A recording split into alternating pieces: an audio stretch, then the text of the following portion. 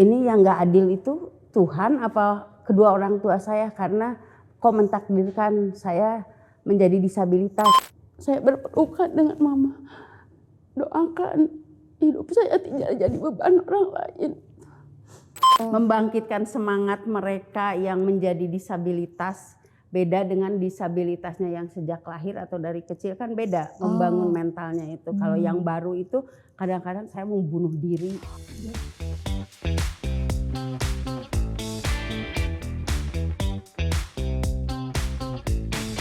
Assalamualaikum warahmatullahi wabarakatuh. Selamat datang di Rumah Ara. Hari ini kita kedatangan tamu istimewa, wanita inspiratif Indonesia, Ibu Sri Agustini. Assalamualaikum Ibu. Waalaikumsalam warahmatullahi wabarakatuh. Masya Allah, terima kasih sudah hadir di Rumah Ara. Ya, terima kasih. Gimana Sama-sama. kabarnya Ibu hari ini? Baik, alhamdulillah. Alhamdulillah. Kesibukannya saat ini apa Bu? Sekarang kita lebih fokus ke advokasi dan pemberdayaan untuk disabilitas khususnya di wilayah Jawa Barat, umumnya di Tanah Air. Oh Masya Allah, jadi Ibu ini adalah seorang aktivis untuk disabilitas. Ya, saya perempuan disabilitas karena waktu itu saya kalau terlahir nggak menjadi disabilitas, tapi selama perjalanan dari bayi mungkin sampai usia 6 tahun baru mengalami disabilitas. Oh, jadi awalnya tidak ya Ibu Tidak, dari lahir itu? normal. Jadi awal mulai menjadi disabilitas itu di usia? Menjelang usia 7 tahun, 7 pas mau tahun. naik kelas 2 SD saya ingat.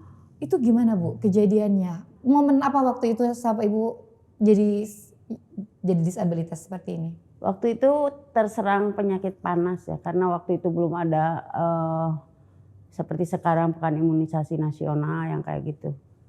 Terus sama orang tua dibawa, panas tinggi, dibawa ke rumah sakit. Salah satu dokter di Kota Bandung waktu itu yang terkena, dibawa ke sana, mungkin nggak tahu apa yang terjadi. Katanya sih disuntik dan akhirnya kejang. Setelah itu kaki saya sebelah kanan bukan membesar tapi malah melemah seperti itu. Tapi orang tua, saya salut kepada orang tua. Jadi terus komunikasi dengan tim medis bagaimana untuk mengembalikan kaki saya agar bisa beraktivitas. Masya Allah. Jadi ternyata bukan dari lahir ya Ibu? Bukan.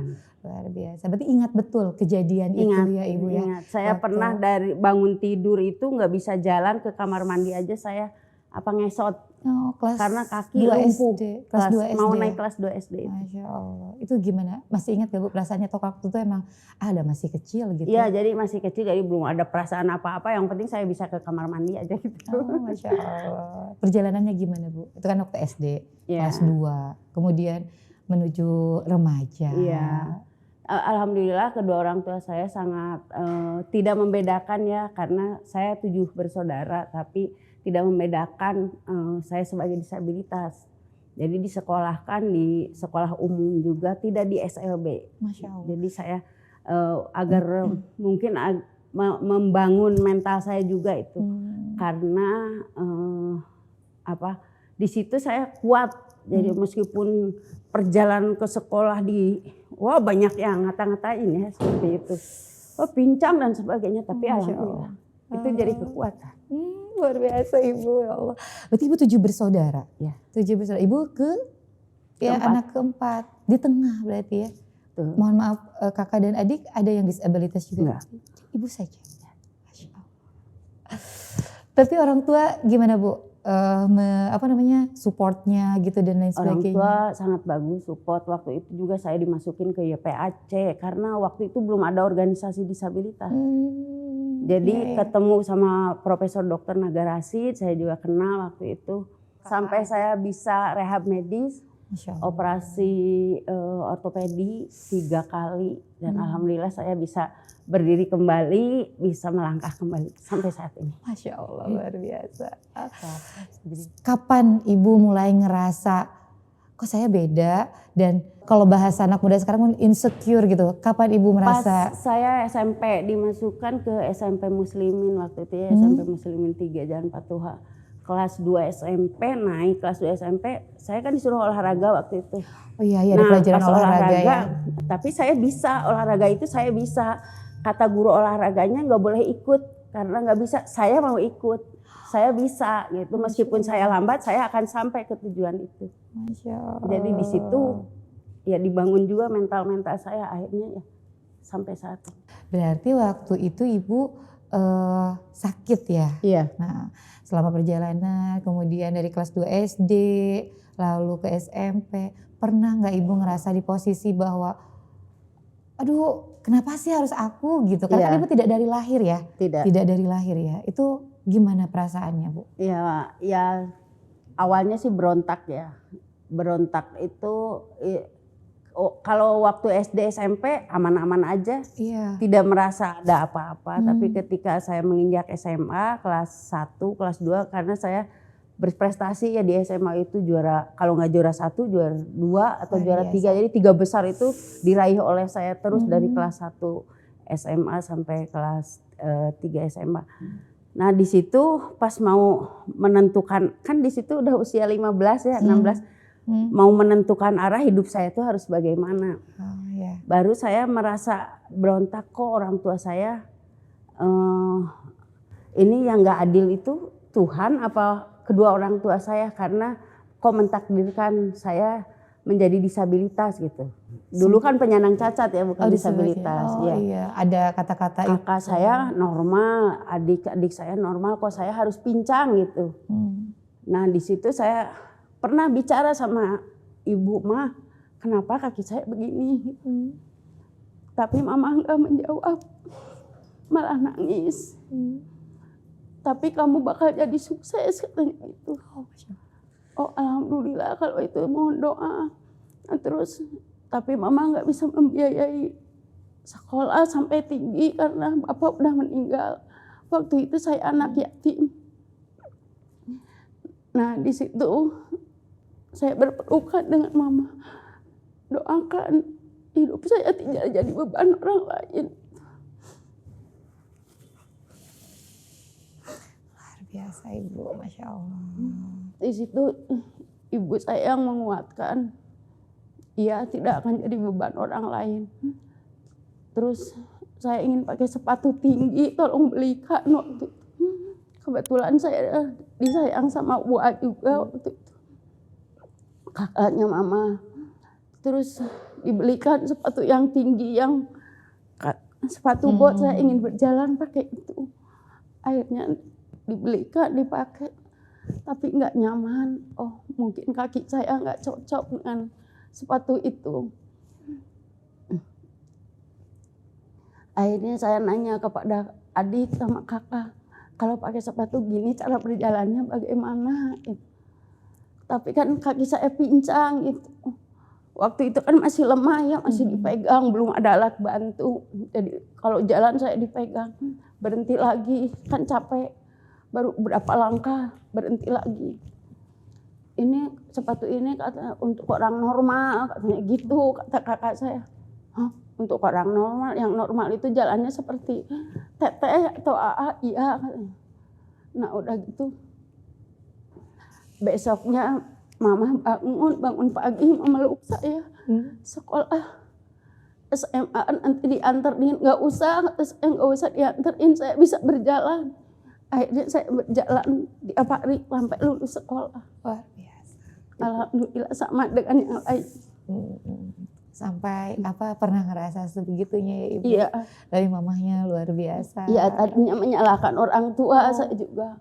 Kenapa saya kok beda dengan yang lain? Tapi karena perlakuan orang tua sama dan saya dididik tidak khusus, tidak spesifikasi, tapi dididik sama. Terus saya disekolahkan di tempat yang umum, terus diperlakukan juga yang sama. Bahkan saya seperti ada perhatian khususnya di kaki saya itu, terus konsultasi dengan dokter orang tua itu terus. Nah itu yang membuat berarti orang tua saya sayang sama saya, tidak membedakan. Awalnya merasa bahwa saya berbeda, orang tua saya juga kenapa ya, apa gara-gara orang tua gitu, pernah ngerasa begitu. Tapi orang tua yang tulus luar biasa, merawat Ibu, mendampingi, mendukung, sampai akhirnya percaya diri kembali dan kuat sampai sekarang. Luar biasa. Aduh, Masya Allah. Tapi terima kasih atas perlakuan saudara-saudara ya. Wabil khusus kepada kedua orang tua saya telah membesarkan saya, mendidik saya sehingga menjadi perempuan disabilitas yang kuat. Luar biasa, inspirasi. Tidak menjadi beban Betul. orang lain, tidak menjadi beban keluarga sama sekali. Menunggu dikasihani. Ya, bahkan sebaliknya sekarang keluarga banyak yang artinya minta saran pendapat kepada saya. Luar biasa, doa orang tua itu. Iya. Ih, luar biasa ya Bu ya. Iya, betul. Masya Allah. Dari SMA nih Bu, Ya. lanjutnya setelah SMA melanjutkan studi. Waktu itu saya UMPTN lulus murni ya, zaman dulu tidak ada sogok dan murni. Saya ujian ikut masuk di Unpad, alhamdulillah. Nah, jurusan apa Ibu? Waktu itu ngambilnya jurusan publisistik, belum ada Vkom dulu. Oh iya. Masih di Unpad berhasil. Nah, tahun 84 orang tua meninggal. Nah, terus saya berpikir kalau saya tetap kuliah, biayanya dari mana, orang tua saya nggak ada gitu. Akhirnya memutuskan tidak melanjutkan studi, tapi saya ikut pelatihan-pelatihan apapun itu gitu, yang sifatnya free waktu itu, yang gratis, yang dilaksanakan oleh pemerintah. Jadi masuk dinas ini, masuk dinas ini. Alhamdulillah itu juga membekali ilmu buat saya. Luar biasa banget Ibu. Oke, dari SMA kemudian berarti nggak dilanjutkan ya Bu? Iya. Nah sampai sekarang berarti kan Ibu sudah berkeluarga. Ya, sudah berkeluarga, alhamdulillah. Putra ada berapa Ibu? Ada 4. Masya Allah. Laki-laki perempuan ya? Laki perempuan. Jadi dua pasang ya? Ya, Masya Allah. Mohon maaf, alhamdulillah. disabilitas atau normal? Enggak, non disabilitas. Non-disabilitas. Karena kan disabilitas saya bukan genetik. Karena sakit. Karena sakit ya. itu, karena serangan panas. Jadi ya kalau genetik ya bisa jadi ya, kalau ini alhamdulillah enggak. Alhamdulillah. Allah mengkaruniakan anak 4 dengan terlahir sempurna semuanya. Semoga sempurna hatinya juga. Amin, insya Allah Ibu, insya Allah. Apalagi ibunya kayak gini, wah insya Allah. Berarti ketemu sama Bapak. Nah, Bapak disabilitas atau mohon maaf Ibu? Bapak disabilitas. Disabilitas ya, juga.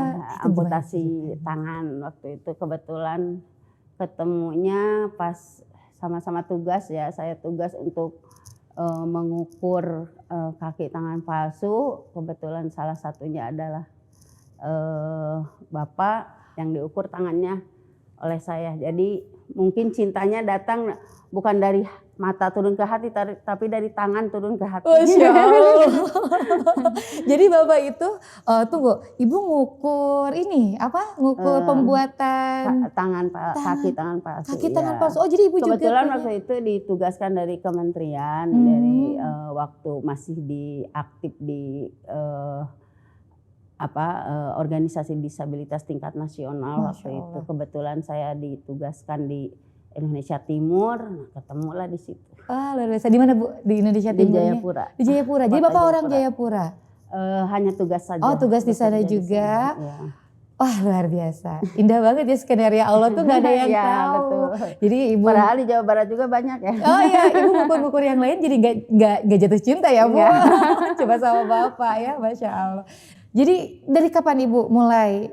Dan dari tadi kan udah kuliah nggak diterusin, kemudian ikutan pelatihan, kemudian membuat perusahaan dong berarti kan memproduksi kaki dan tangan palsu. Itu mulainya dari kapan? Berarti dari sebelum menikah Merintisnya dari tahun 2016 sih, baru-baru. Baru-baru. Dari tahun 2016 karena ada pengalaman, saya pernah bekerja di salah satu lembaga kemanusiaan India waktu itu. Jadi pengalaman itu akhirnya saya terinspirasi untuk membuka sendiri. Oh buat sendiri. Ya. Berarti itu sudah menikah atau sebelum menikah? Sudah menikah. Sudah punya anak, sudah besar-besaran juga. Mulainya. Iya. Tapi kalau perjalanan dari dulu itu kita hanya advokasi saja, hanya advokasi sesuai, karena kita kan yang memperjuangkan sama undang-undang disabilitas dulu ya, undang-undang 47 waktu itu difasilitasi almarhum Ibu Tin Soeharto, dilanjutkan sekarang dengan undang-undang nomor 8 tahun 2016 tentang disabilitas. Oh. Juga alhamdulillah turut merumuskan juga di Wah, situ. luar biasa, luar Iya. biasa banget. Berarti Ibu tuh betul-betul menjadi bagian penting nih kalau di Indonesia ya, menjadi Enggak wanita. juga karena ada yang lebih dari kami. Tapi kan menjadi bagiannya ya, salah Iya. satu dari situ. Berarti bareng-bareng ya sama Bapak. Katanya, Bapak nggak bisa karena Bapak ASN jadi oh Bapak terbatas. ASN, Ya. sampai sekarang juga masih Iya. ASN. Oh iya. Tapi atas izin suami alhamdulillah jadi. Iya bisa. insya Allah Bu, izin suami nomor 1. Nah itu. Betul. Berarti kalau tadi Ibu mengadvokasi Iya. disabilitas yang ada, berarti payung atau lembaganya Ibu berarti ada yayasan? Ada Bu, yayasan lembaga apa? saya Aliansi Perempuan Disabilitas dan Lansia. Oh. Itu yang gerakan kemanusiaan sama advokasi untuk pemberdayaan disabilitas dimanapun ya, artinya tidak khusus lingkup Kota Bandung atau Jawa Barat, tapi ketika kita bisa untuk memberikan advokasi di daerah, kenapa tidak? Wah luar biasa. Berarti yayasannya dulu baru Ibu buat perusahaan. Ya. Yayasan advokasi, yayasan apa Ibu mau? APDL, Aliansi Perempuan Disabilitas dan Lansia. Spesifik ya Bu, perempuan gitu? Tidak. Oh tidak juga. Kalau pengurus inti ya perempuan, tapi kita lebih banyak memberdayakan laki-laki. Karena itulah hebatnya perempuan bisa memberdayakan laki-laki. Oh, ya kan? betul, keren ya Ibu ya. Padahal disabilitas gitu Iya. ya. Kirain maksudnya ke perempuan itu lebih ngeadvokasi perempuan. Iya. Nah, sejauh Ibu mengadvokasi yang disabilitas kalau di Indonesia lebih banyaknya perempuan atau laki-laki Bu? Laki-laki. Oh, dari lahir kecelakaan atau? Variatif. Oh variatif. Ada yang dari lahir kecelakaan akibat bencana alam kan sekarang ada. Betul. Terus kekerasan di dalam rumah tangga dan lain-lain. Betul. Jadi banyak faktornya. Banyak faktor ya. Boleh cerita Ibu dari semua yang pernah Ibu advokasi yang paling berkesan buat Ibu ketika Ibu advokasi? Siapa, di mana atau seperti apa kejadiannya atau misalkan kayak gitu? Karena banyak ya, jadi sebetulnya ketika kita sudah memberikan solusi untuk teman-teman dan teman-teman itu berhasil, nah itu setelah itu hilang, lupa. Oh. Jadi nanti ada lagi, datang lagi beda kasus dan sebagainya. Kasus lagi, ya. Tapi yang sering saya bersyukur ya, karena kebahagiaan itu tidak diukur dari harta, dan ini ternyata ketika kita sudah membuat mereka bahagia, mereka bersemangat, mempunyai pekerjaan, apalagi dia bisa sejahtera dengan keluarganya, itu adalah satu kepuasan tersendiri buat saya, karena saya tidak bisa membekali teman-teman dengan harta benda, dengan ilmu, tapi yuk dengan gerakan kami sama-sama berjalan. Itu luar biasa Bu, karena untuk disabilitas itu kan yang dibutuhkan itu bukan hanya tentang materi mungkin ya, lebih membangun mental. Betul. Karena saat ini kan mental disabilitas itu kalau nggak dibangun benar-benar menjadi disabilitas itu seperti apa, itu kebanyakan kan mereka mengharapkan belas kasihan, charity. Jadi kita memberdayakan dari sisi lain, karena berjuang itu, apalagi kita keterbatasan fisik, itu tidak seperti orang yang berjuang yang segalanya sudah disiapkan dan serba ada gitu. Beda dengan itu. Betul. Berarti tadi dari yayasan akhirnya Ibu membuat sebuah perusahaan ya. Kaki dan tangan palsu, terinspirasi dari tadi ketika mengadvokasi. Ya Ibu mengadvokasi. Jadi berpikirnya karena yang menjadi disabilitas itu bukan berkurang ya saat ini, tapi semakin hari itu kan semakin bertambah. Ya, Ibu. Daripada kita menciptakan usaha-usaha lain, bukan tidak bermanfaat, sama aja. Betul. Tapi sepertinya ini lebih menginspirasi teman-teman untuk, karena jarangnya pengusaha disabilitas itu jarang. Mudah-mudahan kita menjadi juga pengusaha perempuan yang sukses. Luar biasa. Yang sukses dunia akhirat. Jadi perusahaan kaki dan tangan palsunya Ibu itu karyawannya disabilitas juga semua? Disabilitas sama non disabilitas. Oh, ada. Karena kita juga tetap butuh yang membantu, butuh kru, butuh yang penanggung jawab semua. Jadi non disabilitas dan disabilitas untuk memberdayakan agar mereka juga bisa mensejahterakan keluarganya juga. Luar biasa. Tujuan utamanya itu. Tujuan utamanya itu membangkitkan semangat mereka yang menjadi disabilitas. Beda dengan disabilitasnya yang sejak lahir atau dari kecil kan beda membangun mentalnya itu. Kalau yang baru itu kadang-kadang saya mau bunuh diri. Ada Bu yang begitu? Banyak. Ketika kehilangan anggota badan satu aja, kehilangan kaki satu aja udah putus asa segala macam. Akhirnya kalau kita tahu ada pasien seperti itu, kita dapat kabar atau info, kita langsung advokasi, eksekusi. Ya itu kita memberikan semacam konseling ya, tapi untuk bagaimana keluarganya menerima dengan kondisi ini, atau yang sudah menikah pasangannya juga harus kuat, dan itu yang banyak terjadi itu. Oh iya betul. Karena kan kalau perempuan itu sudah disabilitas, suaminya enggak, kadang-kadang ini ya Bu mentalnya, aduh aku gimana gitu. Betul. Terus nanti ke depannya seperti apa, banyak Bu yang begitu. Iya. Masya Allah, jadi Ibu hadir sebagai pelantara, sebagai kalau wasilah untuk mereka bisa semangat kembali, difasilitasi juga dengan kaki dan tangan palsu. Karena kehilangan anggota badan bukan harus kehilangan segalanya. Betul Ibu. Tetap harus semangat, tetap siapa tahu itu sudah menjadi anugerah, udah masuk surga duluan. Masya Allah. Anggota badan yang hilangnya. Betul. Sudah menanti kita di sana berarti betul. Kalau tadi perusahaan Ibu nih dari 2016. 2016. Kita rintis 1 tahun itu memproses perizinannya. Kalau sekarang gimana Bu ininya perjalanan bisnisnya gitu, growth sukses banget nih kayaknya. Kalau ukuran sukses itu seperti apa? Terusnya lakunya banyak gitu Bu, orderannya banyak. Jadi sekarang udah banyak orderan dari kaki tangan palsu itu. Kita tetap kalau ikhtiar tetap ya mempromosikan produk sama dengan Rumah Ara juga ya mempromosikan. Jadi tapi kita tidak 100% komersil karena harga kaki kita di bawah rumah sakit. Masya Allah. Di bawah harga rumah sakit dengan tidak mengurangi kualitas dan kuantitas. Jadi perusahaan ini tuh bukan perusahaan komersil yang pengen meraup untung sebanyak-banyaknya gitu ya Bu. Kalau ingin meraup untung sebanyak-banyaknya, rumah saya udah pindah di real estate. Kang Ian tahu udah ada kita rumah tetap masih di RSS. Apa itu Bu RSS? Rumah sangat sederhana, sempit sekali. Tapi bahagia, berkah ya Ibu.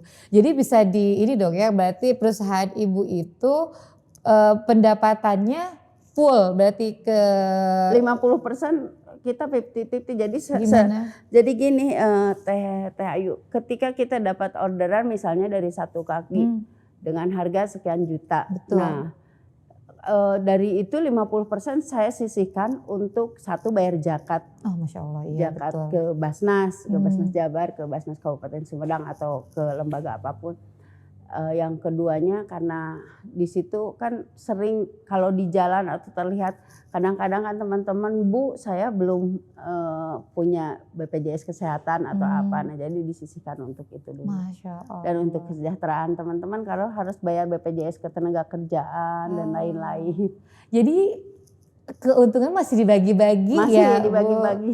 Luar biasa semangat. Tapi tetap ada untungnya. Ada untungnya. Allah itu jadi saya matematika Allah dengan matematika saya tuh ternyata saya harus memakai matematika Allah. Ketika kalaupun dapat 150.000 saya berikan 150.000, besoknya ternyata datangnya lebih dari 100 kali lipat 150.000 itu. Biasa kan Ibu sekarang udah punya perusahaan kaki palsu, bisa bisa menginspirasi, bisa membantu juga secara real dengan kaki dan tangan palsu. Yang saya masih penasaran nih Ibu.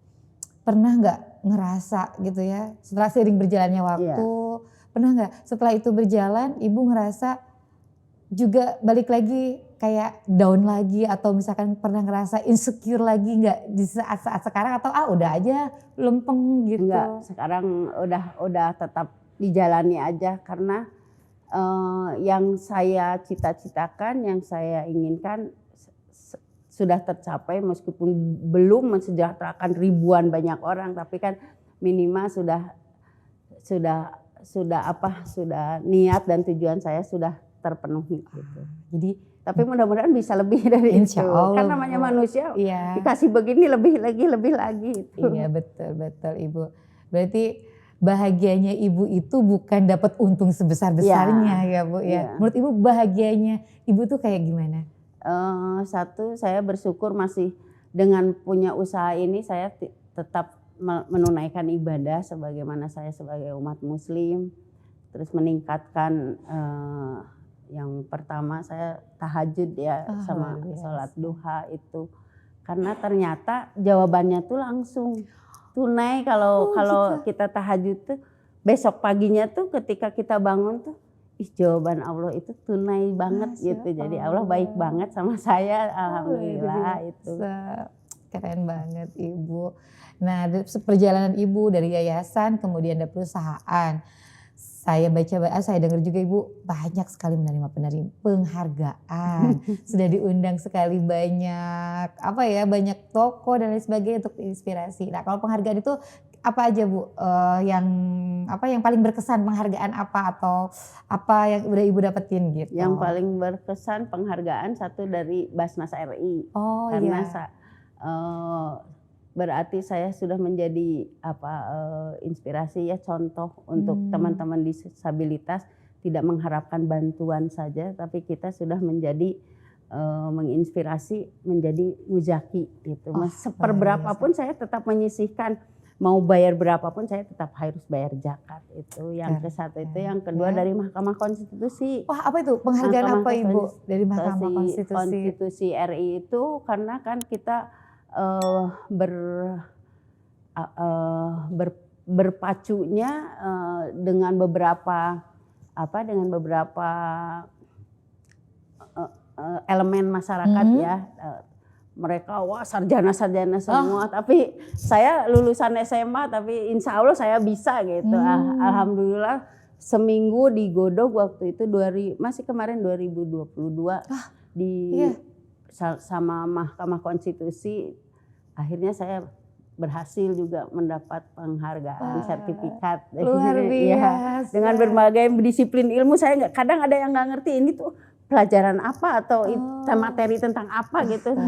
Tapi karena saya hobinya membaca ya, jadi kadang-kadang ada jawaban dari hasil bacaan saya membaca itu dengan berbagai buku. Luar biasa ternyata. Berarti kalau Ibu ingat nggak udah berapa banyak itu penghargaan? Tahun ini berapa ya? 10 apa? Wah, luar biasa, tahun ini saja Ibu. Ya.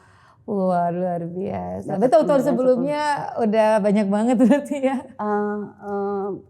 Penghargaan saya sudah di rumah itu sudah di gudang ditumpuk sampai dimasukin kardus, udah tumpuk aja yang tahun-tahun udah yang lama itu. Saking banyaknya ya. Iya. Tapi kita tujuan utama bukan karena penghargaan. Bagaimana kita berbuat untuk kemanusiaan, bagaimana kita berbuat membantu pemerintah juga, membantu keluarga. Artinya membantu negara RI ini tidak harus kita ikut berperang, tidak harus kita ikut kompetisi dengan yang lainnya. Dengan kita membantu mensejahterakan teman-teman juga, itu kita sudah membantu mensejahterakan negeri juga. Betul, luar biasa. Sama-sama menjaga NKRI. Sama kayak ABRI ya Bu ya. Iya. Masya Allah. Cuman beda kan, beda caranya. Gitu. Luar biasa. Dari semua yang udah Ibu capai, penghargaan dan sebagainya, ada nggak satu lagi atau mimpi Ibu, harapan Ibu yang ingin Ibu capai dan hari ini belum Ibu raih atau Ibu targetkan mau Ibu raih? Target saya ingin menunaikan ibadah haji. Masya Allah. Karena kalau umroh kan sudah ya. Alhamdulillah. Kalau umroh berarti sudah tertunaikan ya Ibu? Sudah 2 kali, alhamdulillah. Alhamdulillah. Yang pertama dari ini berarti nabung atau gimana Ibu? Enggak. Kebetulan waktu itu 2011-12 saya diberi amanah oleh SMSR Pertamina untuk mendistribusikan alat bantu disabilitas se-Indonesia, bukan se-Jawa Barat. Masya Allah. Jadi keliling Indonesia Iya, aja. iya. Tahulah Indonesia Jadi dari udah Sabang sampai Merauke itu Luar pengalaman. biasa. Tapi tidak serta-merta saya mendistribusikan itu karena ada amanah yang berat. Ketika saya diberi tanggung jawab itu amanah ya berat, karena apalagi kalau dengan nominal uang ya seperti itu, riskan. Betul. Jadi setiap saya selesai melakukan kegiatan di salah satu provinsi, saya langsung laporan pertanggungjawaban. Dengan by name, by addressnya, by Luar dokumennya, biasa. semuanya Detail itu ya, lengkap Bu, ya? detail ya. Nah sampai 2 tahun alhamdulillah berhasil. Nah setelah itu laporan pertanggungjawaban saya dijadikan percontohan oleh Pertamina. Dan setelah itu tiba-tiba ada dari Pertamina datang ke rumah, disangkanya saya orang kaya. Saya juga kaget, ada dosa apa waktu itu. Kok Pertamina datang satu mobil untuk apa? Nah setelah itu saya tanya ada maksud dan tujuan apa, atau saya nggak punya dosa gitu. Betul. Alhamdulillah akhirnya mereka memberikan apresiasi, katanya laporan pertanggungjawabannya menjadikan yang terbaik.